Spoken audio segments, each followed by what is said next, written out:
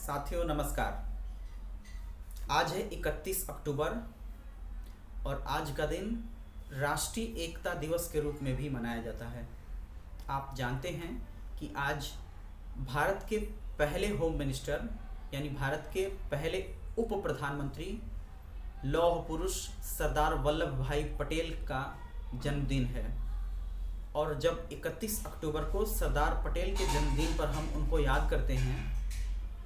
तो हमारे ज़हन में क्या आता है? देखिए, हमारे ज़हन में यही आता है कि जब भारत आज़ाद हुआ था उस समय भारत में 565 देशी रियासतें थीं और ये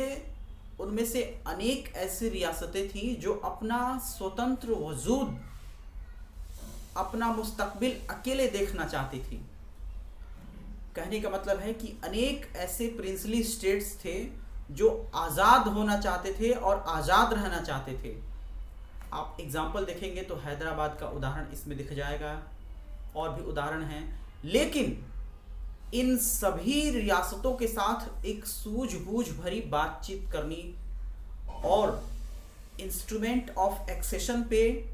सबका दस्तखत कराने की जो बहुत ही कुशल रणनीति थी, उस रणनीति को बहुत ही सूझबूझ के साथ लागू करने का जो काम किया था, वो काम सरदार पटेल साहब ने किया था। और इसलिए उनकी मजबूत कोशिशों और उनके कुशल नेतृत्व में भारत आज जो हम देखते हैं कि जो दुनिया का 7वां बड़ा भूगोल है,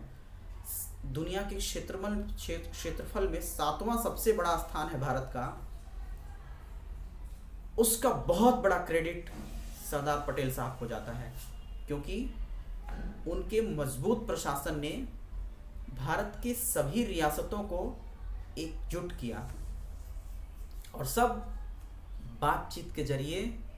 भारत में शामिल होने के लिए सहमत हो गए। तो आज उनके कार्यों को याद करने का दिन है और उनकी सेवाओं के लिए उनको सैल्यूट करने का भी दिन है। आज उनको नमन करने का दिन है और उनके जीवन से शिक्षा लेने का दिन है। अब अगर हम थोड़ी बात कर लें कि सरदार पटेल साहब का जो सपना था, उन सपनों का भारत कैसा होना चाहिए, तो देखिए, सरदार साहब एक बहुत ही सामान्य पृष्ठभूमि से आकर के एक अनुभवी राजनेता के रूप में और एक जन नेता के रूप में खुद को स्थापित किए, एक बहुत बड़े मास लीडर के रूप में और एक बहुत बड़े कुशल राजनीतिज्ञ और मजबूत प्रशासक के रूप में जो उन्होंने अपनी छवि बनाई, वो छवि आजकल के समय में सभी को उससे सीख लेने की ज़रूरत है। अगर हम सरदार साहब के सपनों का भारत की बात करें तो निश्चित तौर पे उनके सपनों के भारत में हमारे देश का किसानों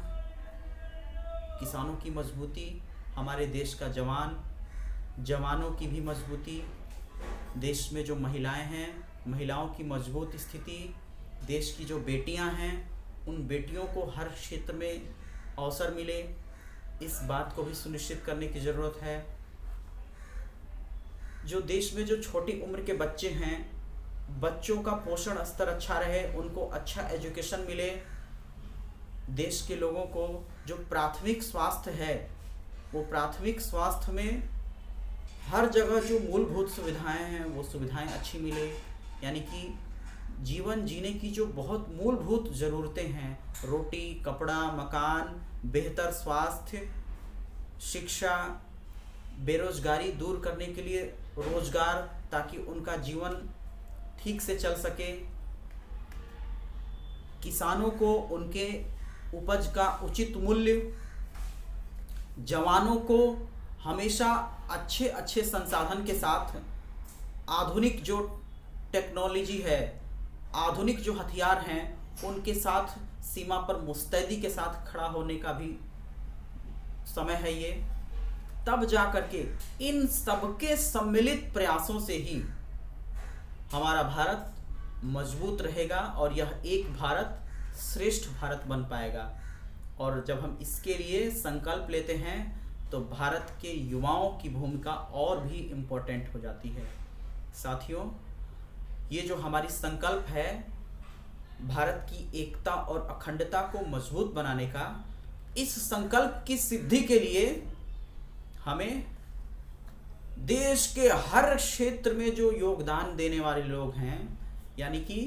देश की 125 करोड़ से ज़्यादा आबादी, 130-140 करोड़ की जो आबादी है, उस